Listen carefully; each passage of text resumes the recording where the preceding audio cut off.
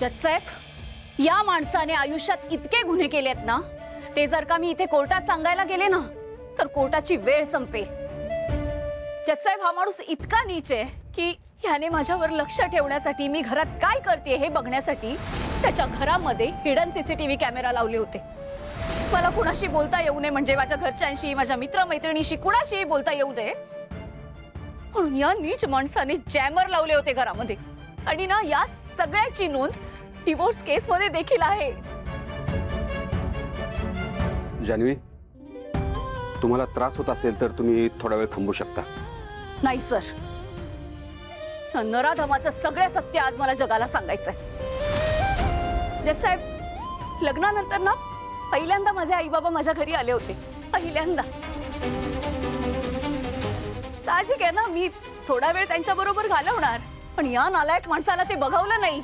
ते गेल्यानंतर ह्या माणसाने मला शिक्षा दिली।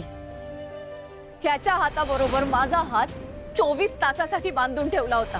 जजसाहेब, ते 24 तास त्या घरात आम्ही त्या हात बांधलेल्या अवस्थेत इकडून तिकडे फिरत होतो।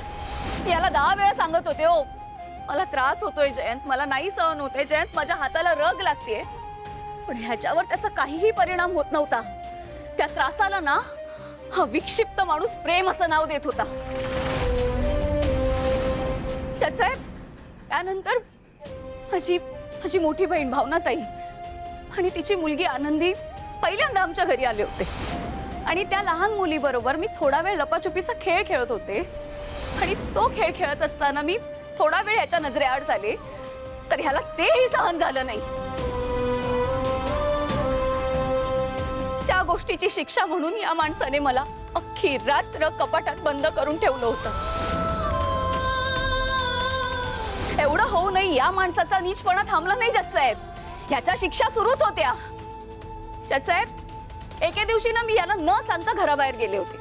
खरं तर ह्याच्याचसाठी गेले होते, ह्याला सरप्राईज द्यायचं होतं मला, ह्याच्यासाठी गुलाबांचा गुच्छ आणण्यासाठी, पण त्याचाही याला त्रास झाला। याने तो गुलाबांचा गुच्छ माझ्या हातात असताना माझे हात जोरात दाबले आणि त्या गुलाबाचे सगळे काटे माझ्या हातात घुसले होते। जजसाहेब, माझा हात रक्तबंबाळ झाला होता, पण या माणसाला काहीही वाटलं नाही। हा मला असाच त्रास देत होता। मिस्टर जयंत कानेटकर, हे सर्व खरं आहे? जजसाहेब, हे सगळं मी मुद्दाम किंवा ठरवून केलं नव्हतं।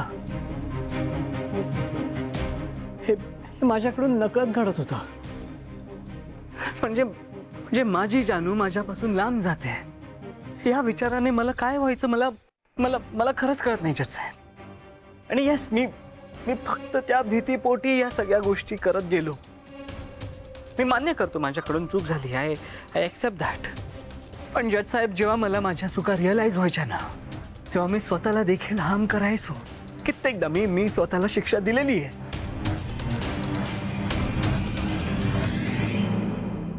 पण एखाद्याचा छळ करून मग नंतर स्वतःला शिक्षा करून घेण्यात काय अर्थ आहे? जजसाहेब, हा जेव्हा स्वतःला हार्म करून घ्यायचा ना, तेव्हा मला असं वाटायचं की या माणसाला याच्या चुका रिअलाइज होत आहेत, याचं खरंच खूप प्रेम आहे माझ्यावर। आणि ना या सगळ्यामुळे ना मी कन्फ्यूज होत होते की नक्की काय सुरू आहे।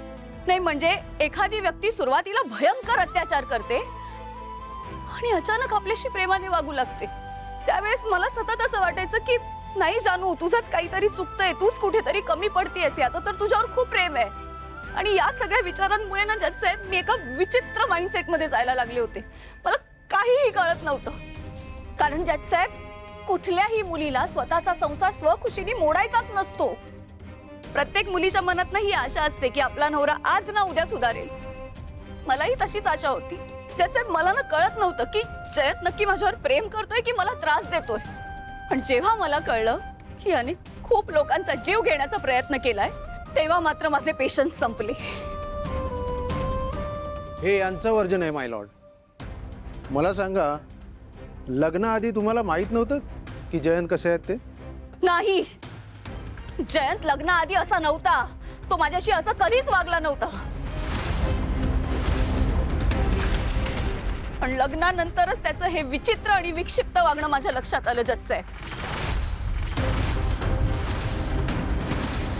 मला सांगा, जयंत यांनी लग्न करण्यासाठी तुमच्याशी काही जबरदस्ती केली होती का? नाही त्यांनी तुम्हाला पळवून नेलं होतं का? नाही तुम्हाला फसवून लग्न केलं होतं का?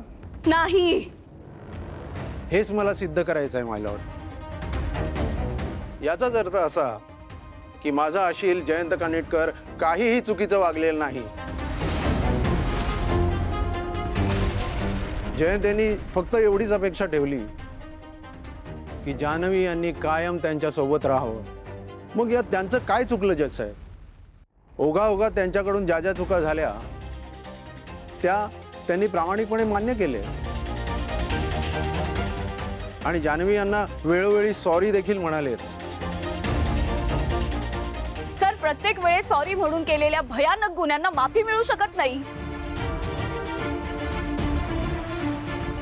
पण जयंत यांच्यावरती ही वेळ आली आहे जान्हवीमुळे.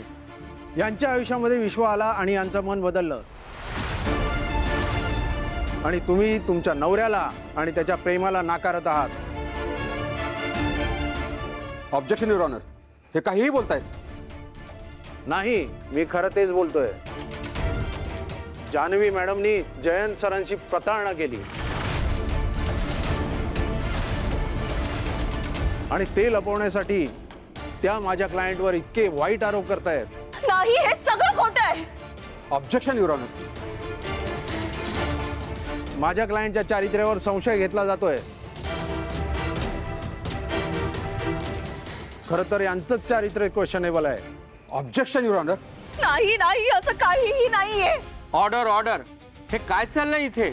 जज साहेब, ही सगळी केस माझ्या क्लायंटला बदनाम करण्यासाठी आणि मानसिक त्रास देण्यासाठी केलेली आहे.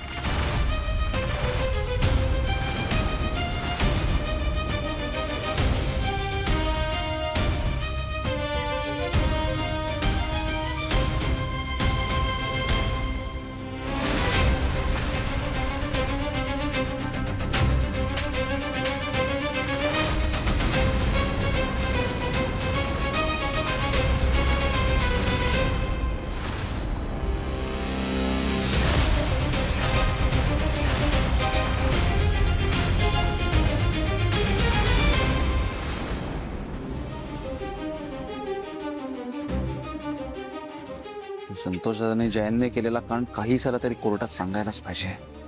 विश्वासाचा जीव घेतलाय. अरे पण काही केलं ते माझं काही ऐकतच नाहीयेत रे. आणि एक गोष्ट आहे ज्याच्यामुळे ते ना कोर्टात साक्ष द्यायला तयार होते. कुठली गोष्ट? जयंतने त्यांना न सांगण्याचे पैसे दिले.